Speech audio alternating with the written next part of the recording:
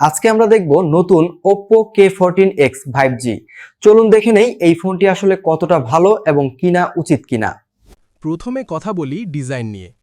Oppo K14X 5Gতে দেওয়া হয়েছে একটি premium prism style back design, যা দেখতে বেশ আকর্ষণীয়। ফোনটি হাতে ধরলে ভালো গ্রিপ পাওয়া যায় এবং বিল্ড কোয়ালিটিও যথেষ্ট ভালো। আর বড় একটি বিষয় হলো এই ফোনে রয়েছে IP69 রেটিং, যার মানে ধুলা ও পানির বিরুদ্ধে বেশ শক্তিশালী সুরক্ষা।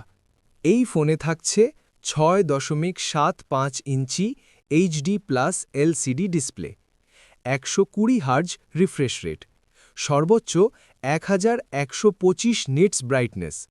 এতে স্ক্রোলিং হবে স্মুথ এবং বাইরে আলোতেও পরিষ্কার দেখা যাবে। পারফরম্যান্সের জন্য ব্যবহার করা হয়েছে মিডিয়াটেক ডাইমেনসিটি 6300 প্রসেসর।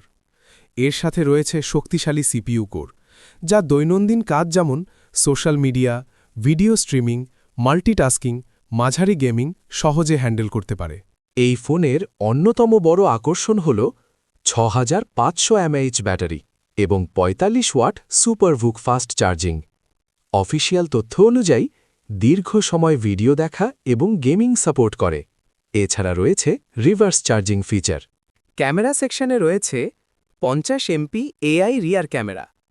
ফিচারগুলোর মধ্যে আছে AI photo optimisation, dual view video support. দিনের আলোতে ছবি পরিষ্কার এবং ডিটেল ভালো পাওয়া যায়।